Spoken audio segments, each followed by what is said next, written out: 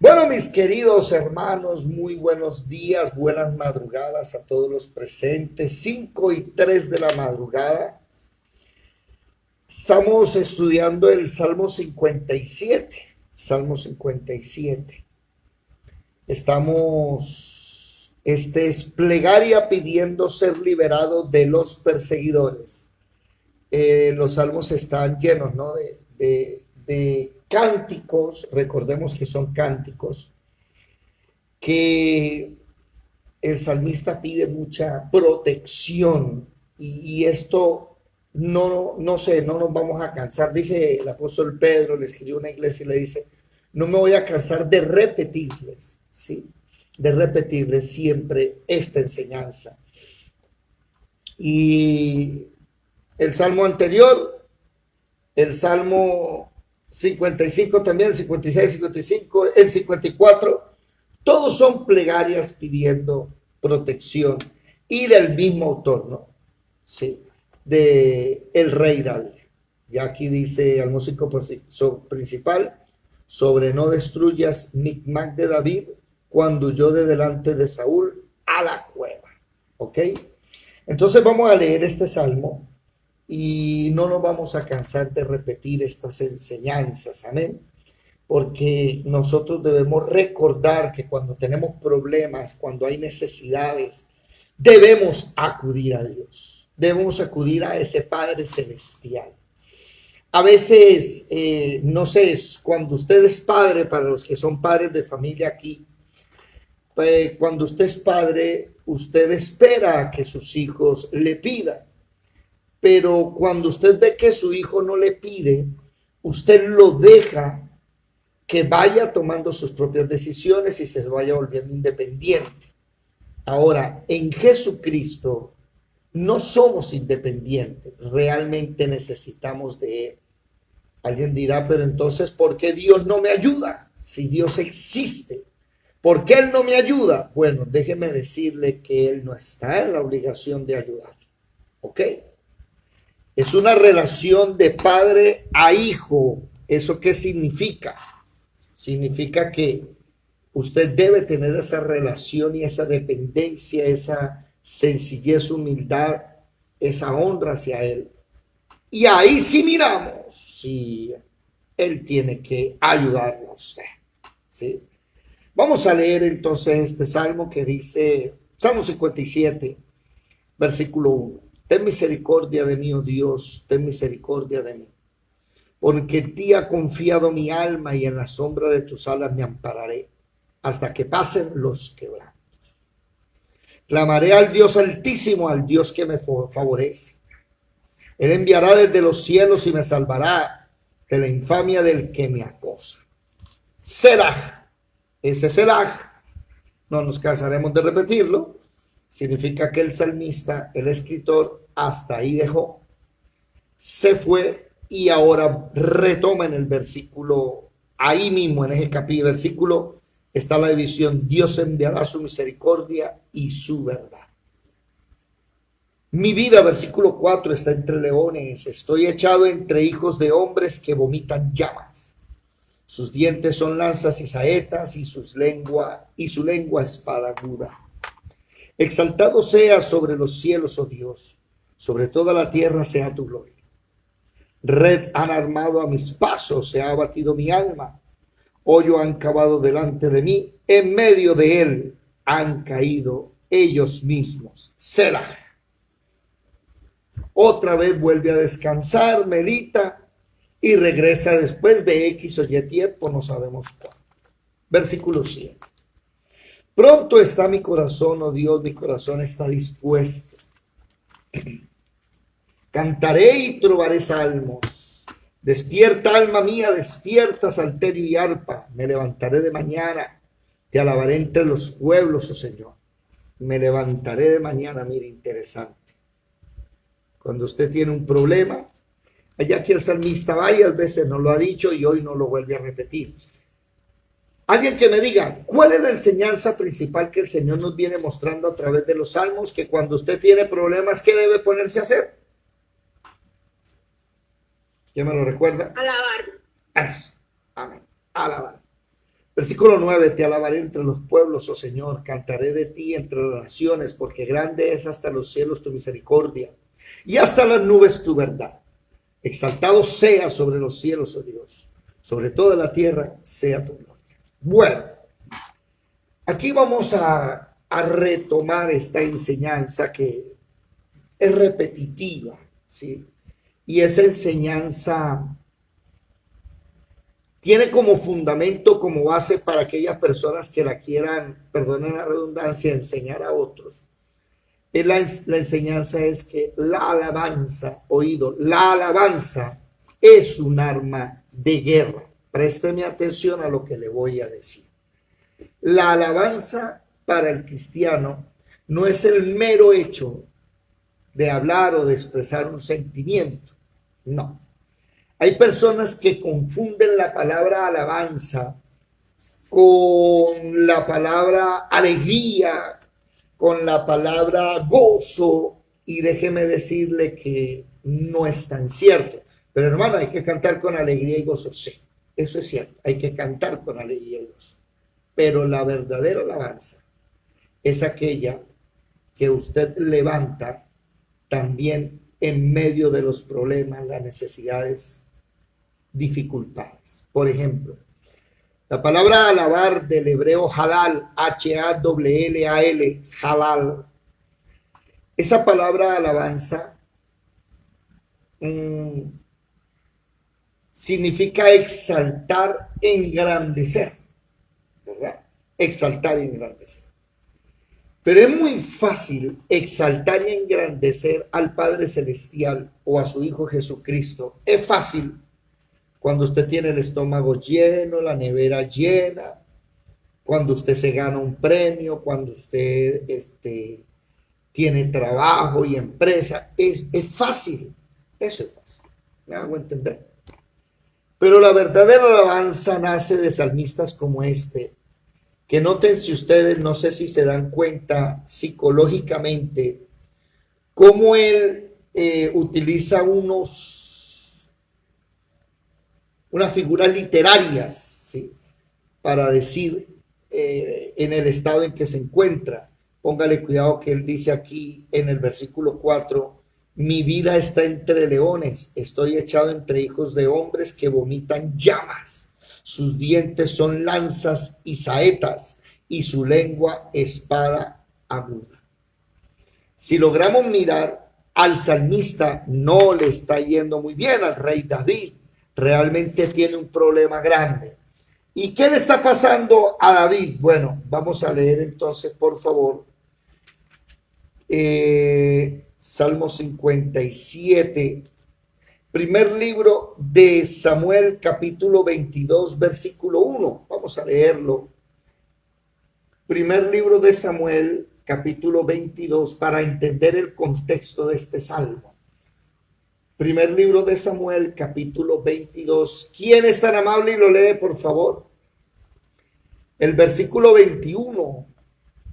¿Sí? Capítulo 21. David huye de Saúl.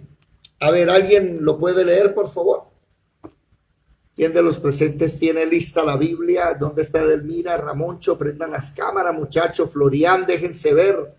Cindy. Samuel 21. Primero de Samuel 21. Recuerde que es un libro, no es una carta. Samuel 21 y versículo. Del 1 en adelante, y lea también el capítulo 22 hasta el versículo 5. Derecho, por favor. Vino David a Nob, al sacerdote Ahimelech, y se sorprendió Ahimelech de su encuentro y le dijo, ¿cómo vienes tú solo y nadie contigo? Y respondió David al sacerdote Ahimelech, el rey se me encomendó un asunto y me dijo, nadie sepa cosa alguna del asunto a que te envío, y lo que te he encomendado, y yo le señalé a los criados un cierto lugar. Ahora pues, ¿qué tienes a mano? Dame 5 panes o lo que tengas. El sacerdote respondió a David y dijo, no tengo pan común a la mano, solamente tengo pan sagrado, pero lo daré si los criados se han guardado a lo menos de mujeres. Y David respondió al sacerdote y le dijo, En verdad las mujeres han estado lejos de nosotros, ayer y anteayer. Cuando yo salí, ya los vasos de los jóvenes eran santos. Aunque el viaje es profano, ¿cuánto más no serán santos hoy sus vasos? Aquel sacerdote le dio el pan sagrado porque allí no había otro pan sino los panes de la proposición, los cuales habían sido quitados de la presencia de Jehová para poner panes calientes el día que aquellos fueron quitados. Y estaba allí aquel día detenido delante de Jehová uno de los siervos de Saúl, cuyo nombre era Edomita, el principal de los pastores de Saúl. Y David dijo a Ahimelech: ¿no tienes aquí a mano lanza o espada? Porque no tomé en mi mano mi espada ni mis armas, por cuanto la orden del rey era apremiante. Y el sacerdote respondió: la espada de Goliat, el filisteo, al que tú venciste en el valle de Ela, está aquí envuelta en un velo detrás del éfod. Si quieres tomarla, tómala, porque aquí no hay otra sino esa. Y dijo David: ninguna como ella, dámela. Y levantándose David aquel día, huyó de la presencia de Saúl y se fue a Aquis, rey de Gat. Y los siervos de Aquis le dijeron: ¿no es este David, el rey de la tierra?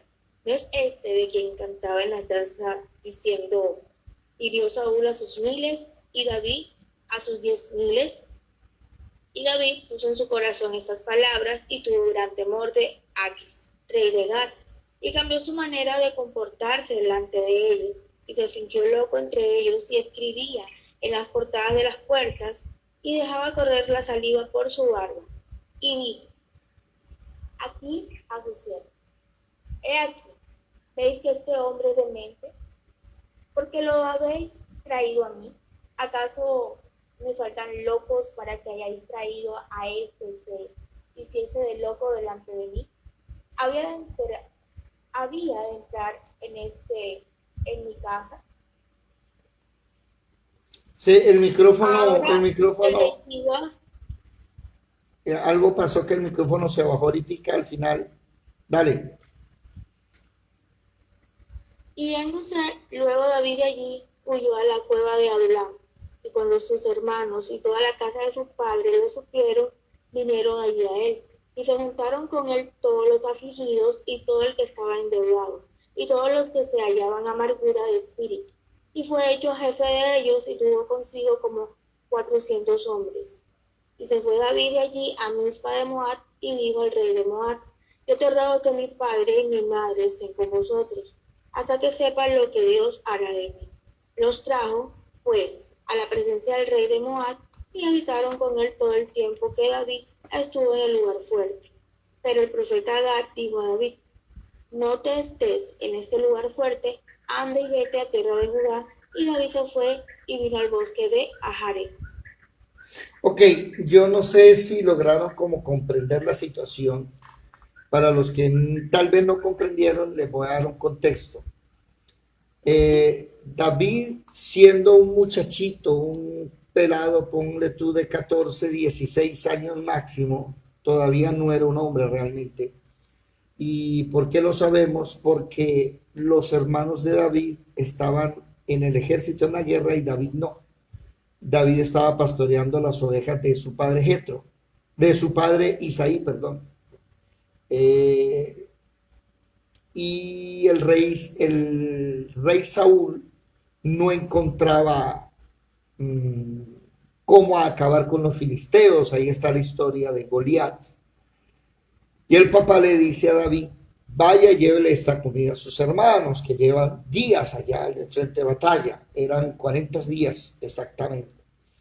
Goliat salía todas las mañanas, insultaba a Israel y a Dios, salía todas las tardes, insultaba a Israel y a Dios. Y David no pertenecía al ejército, repito, era un muchachito. Y David derrotó a Goliat. Cuando David derrota a Goliat, Saúl le echa el ojo. Y Saúl dice: este muchacho es bueno, me lo llevo, le dijo al papá Isaí, me lo voy a llevar para el palacio, para que esté conmigo. Eso era una honra, era eso en esa época y hasta ahora, que el rey tome uno de tus hijos, eso para muchas personas les parece una honra. Acontece que pasa el tiempo, Saúl se está enloqueciendo, David toca el arpa y Saúl intenta matar en dos ocasiones diferentes a David y David huye. ¿Cuál fue el problema? Este cántico que está en el versículo 11, hirió Saúl a sus 1000 y David a sus 10,000. Ese mismo cántico inicia en los oídos de Saúl, el pueblo lo canta y Saúl dice, este lo van a hacer rey, tengo que matarlo. Saúl nunca supo o no sabía que David había sido ungido rey por Samuel. Y aquí vienen se me desprenden rápidamente 5 enseñanzas rápidas. Una, por ejemplo, ok, fuiste ungido por Dios para servirle, espérate al momento. Qué error tan grande, y lo digo con mucha tristeza, cuando Dios llama a una persona al servicio y cuando se le dice usted va a ser pastor y esa persona cree que ser pastor, que el pastor es pastor, perdónenme la redundancia, que el pastor es pastor porque tiene capacidad verbal, gracia y don de gente, y entonces la gente le camina y el siervo medio dice algo, pero a él no le camina, pero a mí sí me camina, entonces yo mando y esa gente siempre se le sube, no sé, el ministerio a la cabeza y termina formando grupos aparte y llevándose a la gente de la iglesia. Aquí los que llevan años en el evangelio me dirán, eso pasa en todas las iglesias. Sí. ¿Por qué? Porque no entienden que si usted fue llamado a ser pastor, una cosa es que haya sido llamado, porque la Biblia dice a los que predestinó así llamó, así capacitó y así envió. Y usted puede ser llamado, pero si usted no ha sido capacitado, jamás será enviado. Y hoy 2026, después de esa debacle, perdónenme la expresión un poco fuerte, que en el año 1995 inició en Colombia, ahí en ese año 1995, estamos hablando de hace 30 años atrás, inició el descalabro en Colombia, no sé en los demás países, pero en Colombia inició ese descalabro. Cuando una organización que hoy se conoce como el G12 y es reconocido como una secta, ¿sí?, que en esa época se llamaba la Misión Carismática Internacional, ¿sí?, y no son pastores, perdónenme lo que le digo, si alguno no lo cree, pues hablamos del tema, pero César Castellanos, su esposa y ahora sus hijos, que se hacen llamar siervos de Dios, pero sus obras demuestran que no es cierto. Ellos iniciaron la debacle del cristianismo en Colombia. ¿Por qué? Porque se fueron para Corea del Sur, ¿ok?, a recibir la visión de Paul Yong-gi Cho, ¿sí?, recibir una visión de multiplicidad de gente. Trajeron los famosos discipulados, un libro azul que se llamaba El Discipulado y que le enseñaban a discipular a la gente, pero no sé si me haga entender con esta metáfora, en olla express, así de rápido. Y usted así de rápido se convertía en líder y después de ser líder tenía que ganar gente y después se dividía ese grupo entre dos, entonces usted ya pasaba a ser supervisor de algo, supervisor de no sé qué, después supervisor general, y cuando ya tenía tantos grupos se convertía entonces en pastor y ta. Eso era un plan de crecimiento, así se llamaba. Qué error tan grande. Y de ahí fue que empezaron ahora, cualquiera que medio se cree pastor, lo ponen a predicar, no se ha leído la Biblia, ¿qué está predicando, enseñando usted? Y voy a decir esto con respeto y va a doler. Lo único que son loritos. ¿Cómo así? Escuchan una cosa de otro y vienen y lo repiten acá. ¿Me hago entender? Esos loritos cristianos que escuchan una predicación, ay, este dijo algo interesante, entonces yo lo voy a enseñar a otros. Y no estás enseñando revelación que Dios te dio a ti a través de la palabra. No le estás enseñando. Estás como lorito cristiano, repitiendo la enseñanza de otros. No estás creciendo. El crecimiento cristiano se conoce a través del estudio de la palabra. ¿Me hago entender? Y yo repito, no me cansaré de decirlo, si usted está llamado a ser cristiano, léase la Biblia, por favor. Una cosa es ser salvo, aquí todos somos salvos, pero otra cosa es ministerio. El ministerio es aparte. Y si usted está llamado al ministerio, no ejerza el ministerio sin conocer la Biblia, leerla mínimo 5 veces. Ministerio. Porque si no, usted va a terminar siendo un lorito cristiano, repitiendo lo que otros dicen y se vuelven puras palabras vacías. Aquí ese es el problema, que David está siendo preparado. David está siendo preparado en medio de la angustia del problema. Yo no sé si ustedes ven la historia, pero David en esa persecución huye de Saúl y oído, capítulo 21 del primer libro de Samuel, se escribe el Salmo 56, el que estudiamos en la clase pasada, y Salmo 57 se escribe en 1 Samuel 22. Están pegados el Salmo 56 y 57 y están pegadas las dos historias, 1 Samuel 21 y capítulo 22. Y en el 21, nótense lo siguiente, la preparación del rey David es tan tremenda que ya David desde salmos anteriores nos viene diciendo: el sacrificio a Jehová es el corazón contrito y humillado, no son vacas ni nada de eso. ¿Por qué lo digo? Porque David en el capítulo 21, en el Salmo 56, David viola la ley. Y el que viola la ley, ¿qué sucede? ¿Quién me lo recuerda? ¿Quién me lo recuerda? ¿Cómo? Tiene que morir. Tiene que morir. Hermano, ¿y en qué violó la ley? Bueno, David se presenta ante el sacerdote Ahimelech. Sí. Ese es el sumo sacerdote. Entra y pide comida y él le dice: solo tengo los panes de la proposición. Dámelos. Ahí ya violó la ley al comer él y al darle a los suyos. Me hago entender. ¿Y por qué? Primero porque David engaña al sumo sacerdote. David le dice en el versículo 2: el rey me encomendó un asunto. No era cierto, el rey lo estaba buscando a matar. Sí. Pero el otro día hablamos de que la verdad está acompañada de virtud y por encima está el derecho a la vida. ¿Sí me hago comprender? Entonces él está salvando su vida. Y lo segundo es que David profana porque come de los panes de la proposición, cuando en la ley los panes de la proposición son exclusivos para los sacerdotes levitas, o sea, los de la tribu de Leví. Él no puede comer esos panes. Y él, al comer él y a los suyos, me hago entender,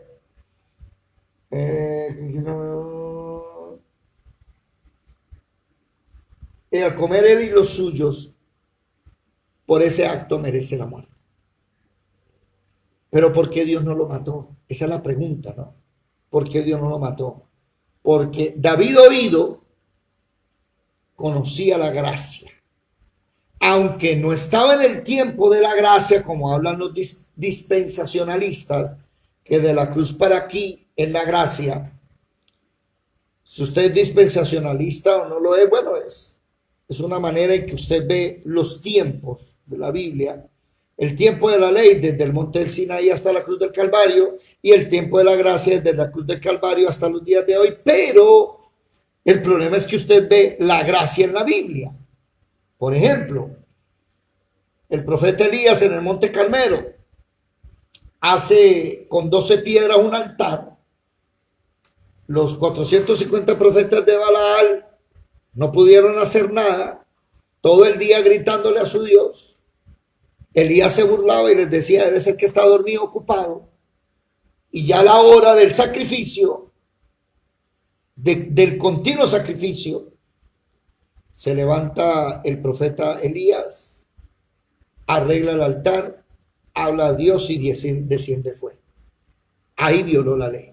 ¿Cómo? Sí. Deuteronomio capítulo 12.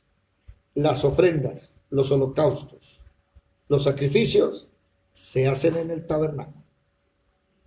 Y Deuteronomio 12 dice que cualquiera que haga holocausto y sacrificio que no estén en el tabernáculo debe morir. Violó la ley Elías. Pero ¿qué pasa? Que la gracia la vemos desde hace rato. Por eso los dispensacionalistas deben ser un poquito más calmados y no tan cuadriculados.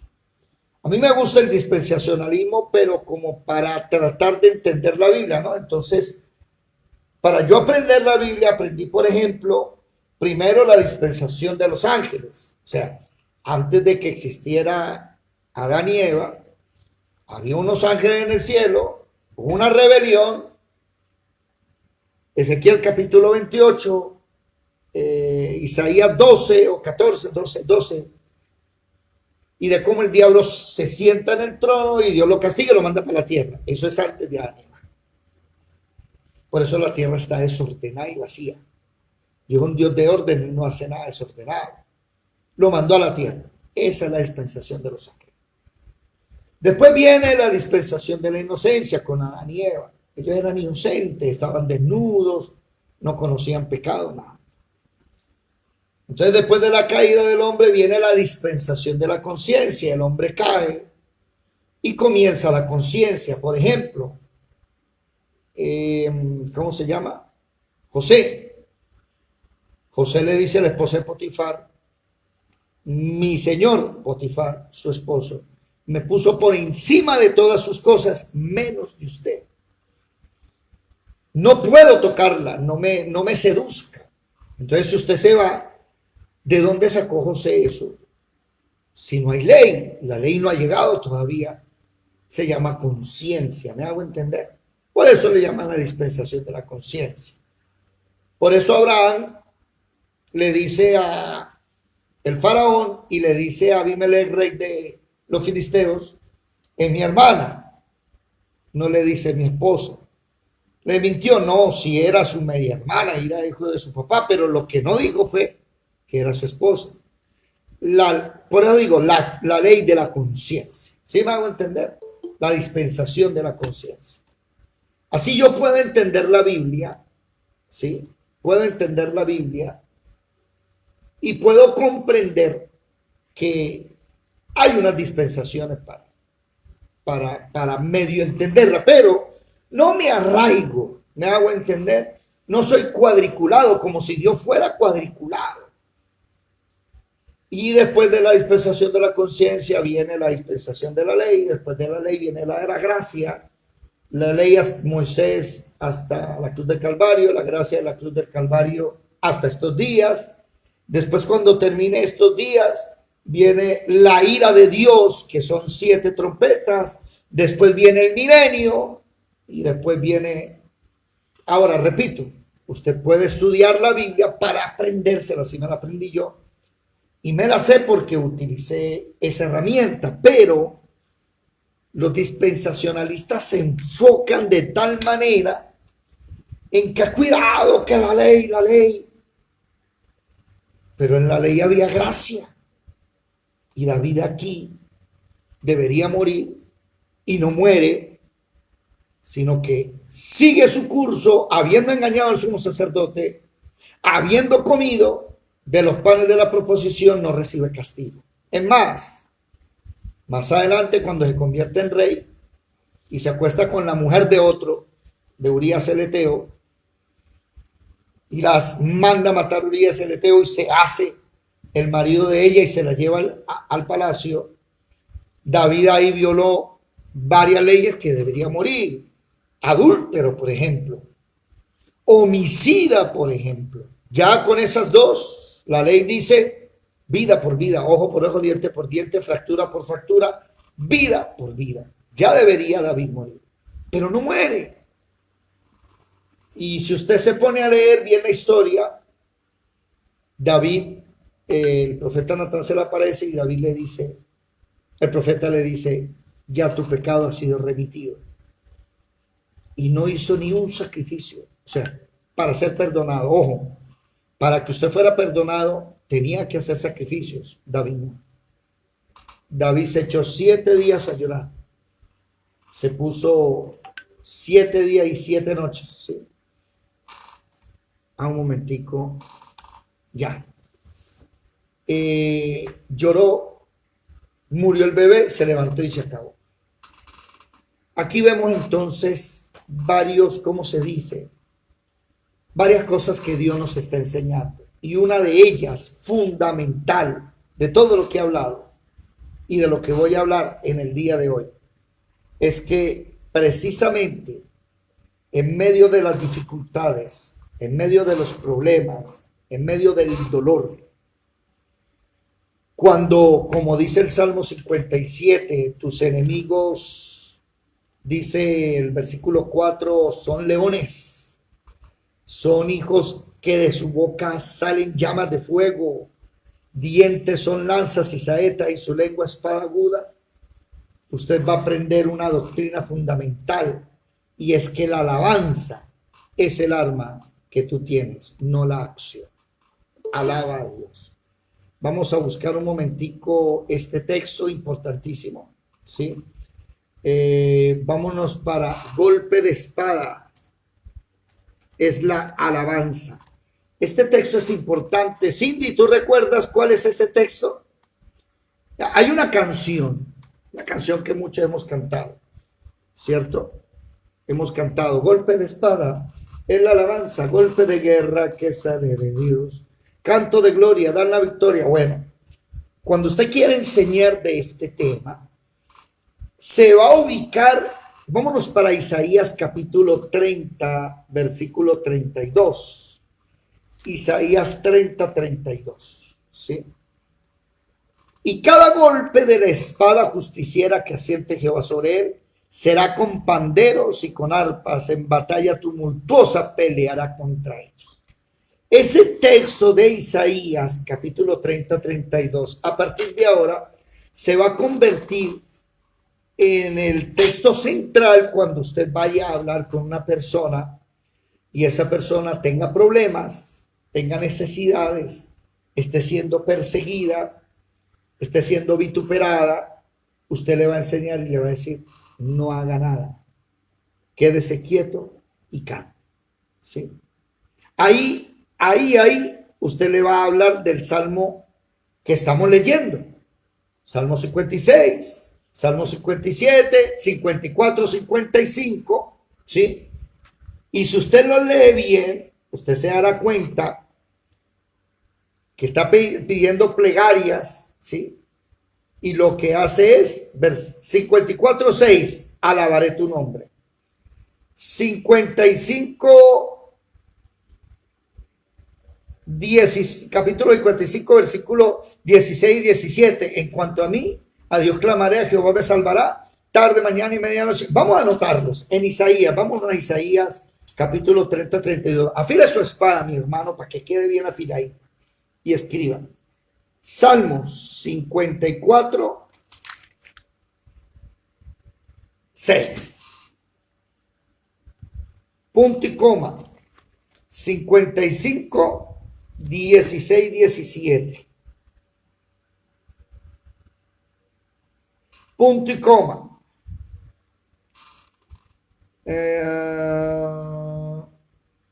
56.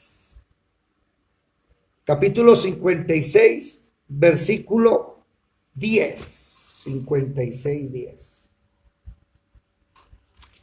Punto y coma. Capítulo 57, versículo, a ver, déjenme buscar. Versículo 2. 9. 9 también. A ver, sí, 9. Vamos a poner 9. 57, 9. ¿Por qué hacemos esto? Y en esos versículos, colóquele por favor a todos esos versículos que acabo de mencionar, Isaías 30, 32. ¿Por qué digo esto?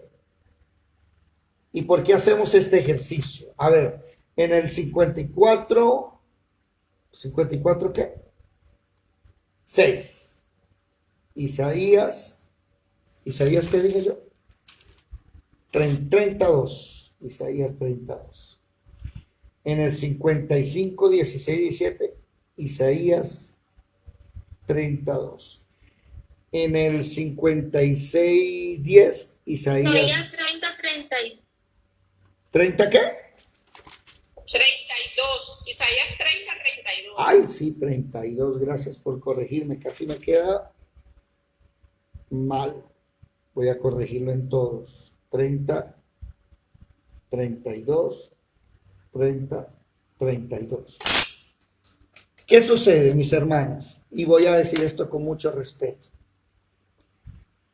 Como el cristianismo hoy está lleno de gente que está ejerciendo ministerio, repito, ministerio, sin ser formado, sino que como tiene capacidades histriónicas y capacidades naturales, por ejemplo, nada más peligroso que una persona llegue carismática, empujador, esto y lo otro, y ya me creo pastor, entonces ya empiezo a predicar y a enseñar porque ya no llevas ni 5 años en el evangelio, ya eres pastor y no te has leído ni la Biblia una sola vez. No estoy hablando de salvación. Usted no necesita leerse la Biblia para ser salvo. Sepa. Si usted quiere crecer en la salvación, léase la Biblia. Pero estamos hablando de ministerio. ¿El problema cuál es? Que si usted se da cuenta, usted va y habla busca ayuda. Tengo este problema con fulano de tal, me está haciendo esto. No, eso, mire, vaya a la fiscalía, vaya que está la policía. Y es que Dios para eso, y mire que usted usa en la Biblia, Dios para eso creó las autoridades. Y la Biblia dice que toda autoridad es impuesta por Dios. Por eso vaya a las autoridades. Error. Falta de doctrina. ¿Por qué? Porque si usted lee 1 Corintios 6, el apóstol Pablo dice, ¿qué hacen ustedes llevando a otras personas a juicio? ¿Cómo? Sí. Si ustedes un día van a juzgar y dice hasta los mismos ángeles, y a los de la iglesia le dice, ¿no hay acaso vosotros gente sabia que pueda arreglar el chicharrón? Perdónenme la expresión. ¿No hay? Ahora, si no la hay, dice el apóstol Pablo, aguante la afrenta. Déjelo así. No se mate la cabeza. Perdone. ¿O es que Dios no lo perdonó a usted? Sí, entonces perdone la deuda. Así dice el apóstol Pablo. Algunos de ustedes me dirán, hermano, pero... no, yo no sé, eso dice el apóstol Pablo. Yo le enseño lo que dice el apóstol Pablo. Pero también enseño que no somos de los que llevamos a juicios a otros. Es que toda autoridad es impuesta por Dios. Pare, ventarrón.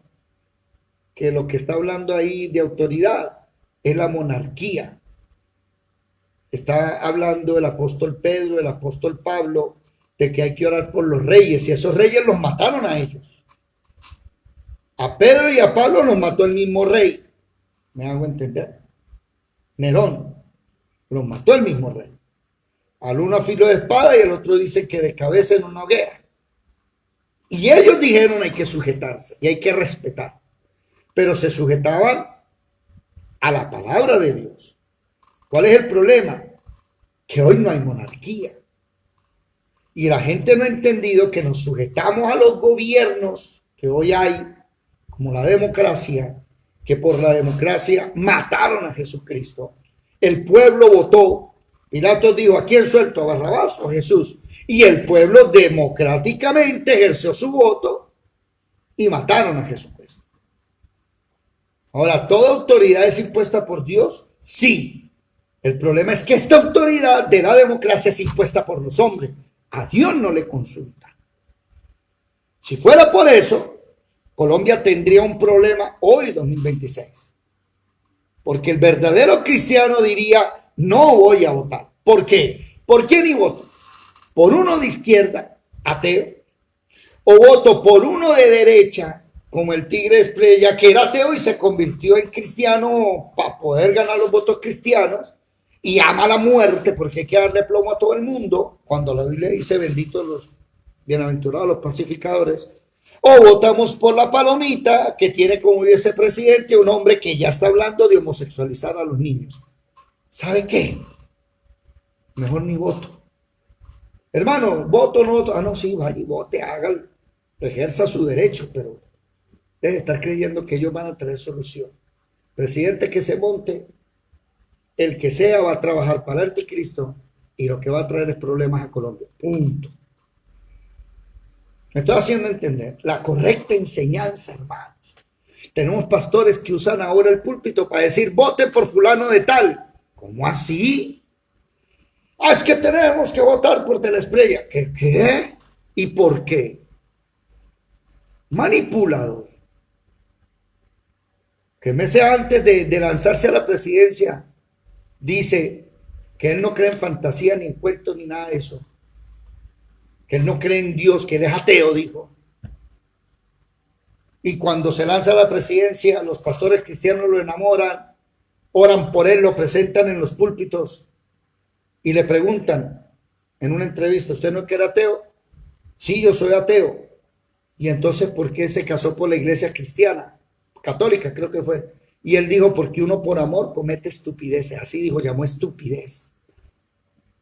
Entonces, ¿por quién votamos? Ah, no, yo no sé, vote por el que usted quiera. Me hago entender.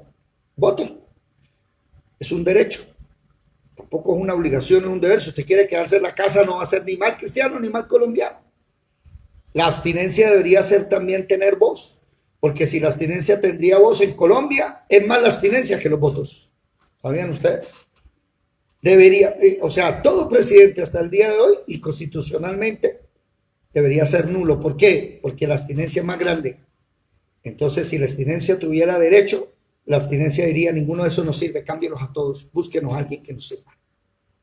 Y hoy los cristianos estamos graves porque ninguno de los candidatos sirve. ¿Quiero ir a votar por cuál? Vote por el menos peor, se lo digo así de sencillo. Pero antes de votar, lea, estudie, investigue a ver qué es lo que van a hacer. Me hago comprender, no voy a coaccionar el voto, pero ese es el problema. Pastores que no están adoctrinados, bíblicamente hablando, y usan los púlpitos para exigirle a la gente que vote. Con el respeto que ustedes merecen. Yo no entiendo eso. Me hago entender. Voy a mostrarles algo acá un momentico. Déjenme buscar. Díganme si ustedes están viendo algo en la pantalla. Los que están en Facebook, YouTube, si quieren participar, deben enviar un mensaje. Les envío el link gratuito, ¿sí? Y ustedes pueden entrar a participar en Google Meet. ¿Están viendo la pantalla, chicos, o no están viendo la pantalla? Díganme, por favor. ¿Sí o no? ¿Sí? A ver, un momentico aquí. Déjenme buscar aquí. Colombia. No, ¿dónde tengo esta foto? Esta foto no la he metido en Colombia. No sé dónde tengo esa foto y se la voy a ver entonces. ¿Cuál foto era? Tengo una foto. La bajé cuando pastores cristianos oraron por Uribe y que había que votar por Uribe. A mí me dejó boquiabierto. Porque la noche anterior o las noches anteriores, antes de que Uribe Vélez fuera votado como presidente, salió en Yo José Gabriel, un programa de televisión, enseñando el yoga, la meditación trascendental y diciendo a la gente que eso era bueno. Y a los pocos días del domingo que iban a votar por él, pastores diciendo que había que votar por él, que ese era el presidente que Dios traía. O sea, yo quedé impresionado. Estoy hablándole hace 20 años atrás. Entonces, una foto de Uribe Vélez cargando, déjenme ver, Uribe Vélez, escribí mal Uribe Vélez cargando la Virgen de los Remedios. Y lo que muchos no saben, ¿sí? Es que esta gente idólatra cree en la Virgen de los Remedios, que es una virgen en La Guajira, y los 2 de febrero creo que van, y tengo una foto que la debo, ahorita no la tengo a la mano, donde Uribe está cargando esa virgen. Después viene Santos, y me quedo asombrado que hablan de que Santos hay que votar por él, los pastores cristianos. y consigo otra foto donde él también está cargando a la Virgen de los Remedios. Entonces los de derecha, ¿no? También los de izquierda está, ¿cómo es que llama? La que murió, la senadora Piedad Córdoba, y iba a la Virgen de los Remedios en La Guajira y le dedicaba sus. Entonces, pastores, ¿qué están haciendo? No, pero todo cambió con Iván Duque. A ver, Iván Duque el domingo iba a ser elegido presidente en la segunda vuelta y la noche anterior, sábado, yo estuve viendo una transmisión que él hizo con su vicepresidenta Marta, se me olvidó el nombre, su fórmula vicepresidencial, y él dijo en esa transmisión: mañana temprano me levantaré, voy a ir a Chiquinquirá y le voy a dedicar mi gobierno a la Virgen de Chiquinquirá. Me dio tristeza escuchar eso, pero más tristeza me dio escuchar ir a una iglesia allá en Santa Marta que asistía y desde el púlpito escuchar decir que ahí había que votar por Iván Duque, que eso usted era cristiano, y que la iglesia Asamblea de Dios así sacó un comunicado en el cual la iglesia entera apoya a Iván Duque. Yo llegué y dije, ¿qué está pasando? ¿Sabe qué está pasando? Que los pastores de hoy no son pastores. Entonces, ¿qué son? Son buenos administradores, que es diferente. Son empresarios, son administradores de empresas. No son pastores. ¿Sí? Si fueran pastores enseñarían doctrina. ¿Cuál es la doctrina esta de la política? No, ya va. Levante la mano, please. La doctrina es: el voto es un derecho humano. Si usted lo quiere ejercer, ejérzalo. ¿Cómo se llama? Mi consejo: lea y estudie por quién va a votar, pero no meta a Dios, porque estas autoridades no están impuestas por Dios para bien. Entonces Dios lo pone, sí, pero para mal, para castigar a Colombia. Por eso es de mal en peor. La misma Biblia dice: para castigar a Israel pondré jóvenes y mujeres que los gobiernen, pondré reyes que los lleven a dioses, porque eso es lo que ellos quieren. Dígame, Ramoncho, ¿qué querías decir? Ramoncho. Que se volvieron empresarios, son unos empresarios. Empresarios. Los pastores de hoy son empresarios, no son pastores. No conocen Biblia, no tienen doctrina. Y piensan que las cosas humanas son mejores. Entonces por eso tienen shows todos los días. Cambiaron la adoración. Es más, cambiaron la cena del Señor por el desayuno del Señor. Y la iglesia es tan, no sé si decir la palabra estúpido, perdóneme, una palabra fuerte, pero es una palabra que significa, que una palabra científica. La palabra estúpido significa de un coeficiente intelectual muy bajo. La gente es tan estúpida, no vamos a decir tan estúpida, tan ignorante, que no se da cuenta que ya no es la cena del Señor, es el desayuno del Señor. ¿Cuál Señor? ¿Desayuna de qué? Eso no existe. Si usted va a tomar la cena del Señor, la palabra cena tiene una connotación cronológica que obligatoriamente es en la noche. No, ellos cambiaron todo, hermano. Y nos hacemos llamar iglesia. Y ahora la nueva era se metió, porque ahora tus palabras tienen poder y tus palabras, y ya se metió, o sea, eso es satánico, diabólico, y hay iglesias así. Pero es que el pastor es más chévere. Ay, el pastor me quiere, me visita. Prefiero uno doctrinal, que no sea tan chévere y no me consienta tanto, sino que con firmeza me enseñe la palabra. Ese es el problema, hermanos. Y aquí volvemos otra vez a ese tema. Si usted es pastor, cuando una persona tenga un conflicto, deje de estarle diciendo que use herramientas humanas. Váyase a la policía, váyase al ejército. Hermano, no puedo. A ver, antes de enseñarle eso, páselo por la Biblia.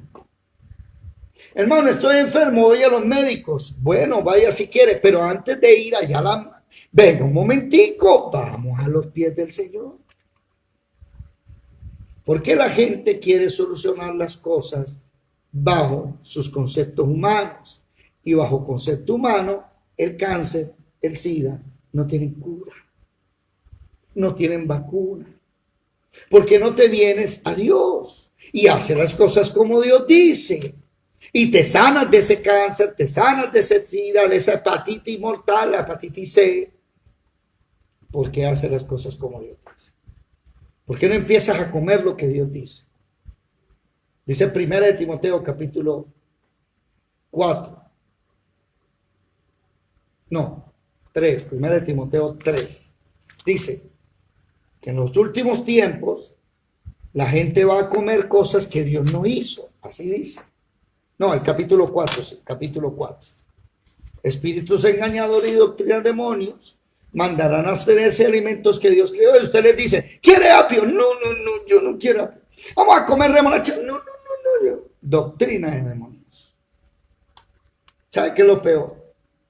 Estás grave de la sangre, del azúcar, del colon, estás grave de los riñones. Hermano, me quiero sanar. Bueno, coja 4 ramitas de apio, licúelas, ¿sí? Sáquele la frecho, cuélelas.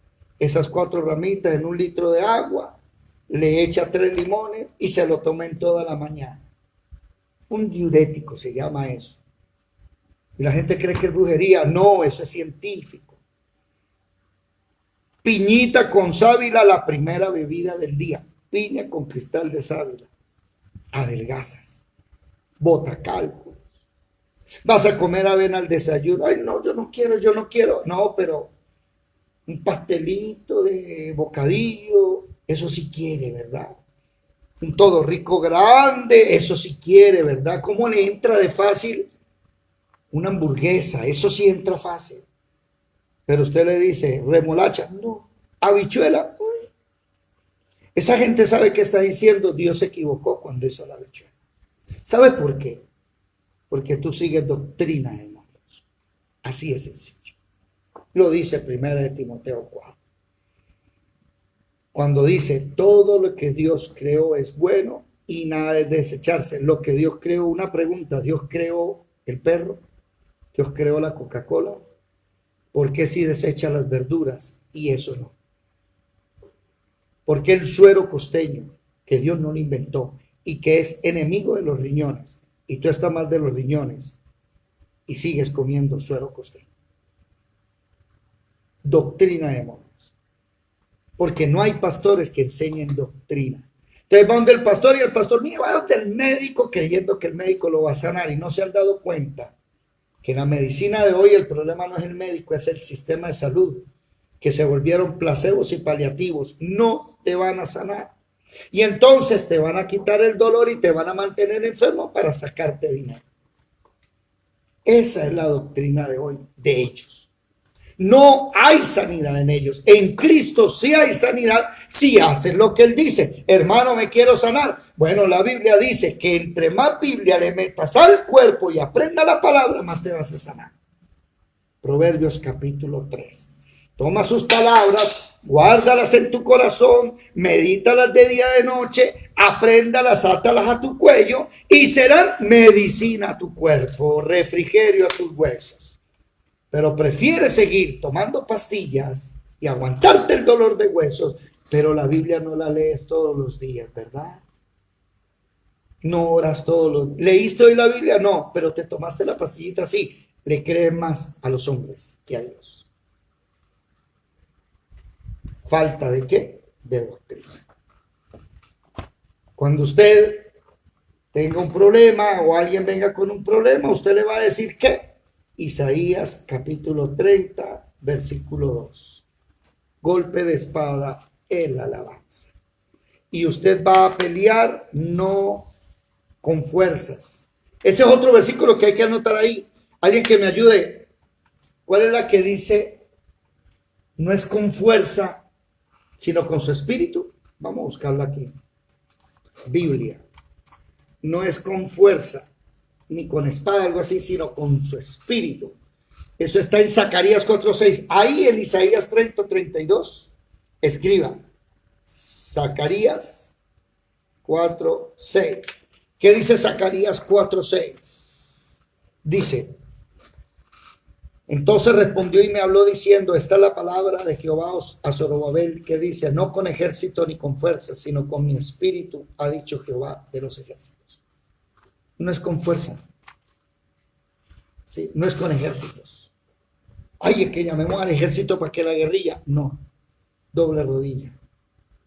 Usted no tiene la idea de lo bello que es ver cómo matan a otros a tu lado y a ti Dios te cuida y te respalda. Caerán 1000 a mi diestra, 10,000 a mi izquierda, a mí no me tocará. Eso se llama sana doctrina. Si a usted le gusta el club social y está en una iglesia donde qué bonito, chévere, pero no hay doctrina, perdóneme que le diga, usted está mal ubicado. Está en un lugar donde haya palabra, donde el Espíritu Santo te diga qué tienes que hacer diariamente. Rodéate de gente que ame la doctrina y no te dé consejos psicológicos, que ese es el otro problema. La psicología se metió y ahora tenemos psicólogos y no pastores.